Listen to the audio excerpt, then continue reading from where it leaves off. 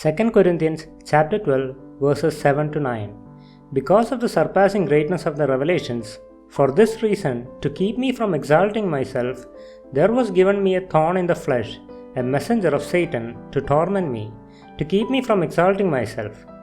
Concerning this I implored the Lord 3 times that it might leave me. And he has said to me, My grace is sufficient for you, for power is perfected in weakness. Grace is the undeserved gift of God. God's grace flows from the essence of His being. God uses suffering to display His grace, because suffering is productive. God uses suffering to reveal our spiritual condition. Remember, when you go through suffering, it is here that your spiritual condition is manifest. It is here where others see the true character of your faith. Remember also that in your suffering you are humbled. Paul said, to keep me from exalting myself. Through these sufferings, God draws us to Himself. Paul went to the Lord 3 times to pray. He went to the Lord to deliver him from this.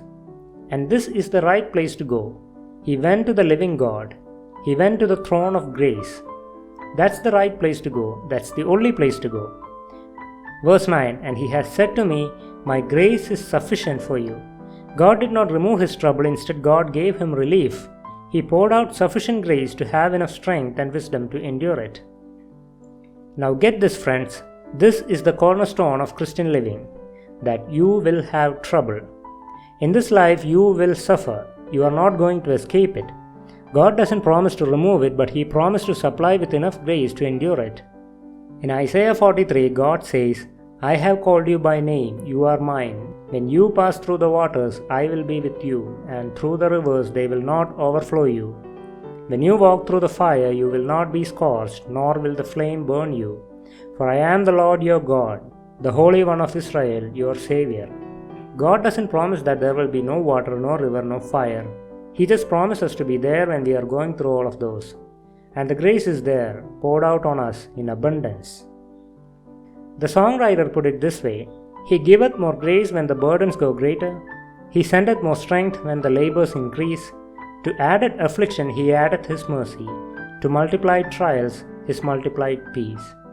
When we have exhausted our store of endurance, when our strength has failed before the day is half done, when we reach the end of our hoarded resources, our Father's full giving is only begun. His love has no limit, His grace has no measure, His power has no boundary known unto men. For out of His infinite riches in Jesus, He giveth and giveth and giveth again. Deuteronomy 33:26 says, There is none like the God of Jeshurun, who rides the heavens to your help. So when we are going through the deepest troubles in life, unfulfilled relationship, brokenheartedness, remember, God is at work. God is using it to humble you and draw you to Himself and make you powerful.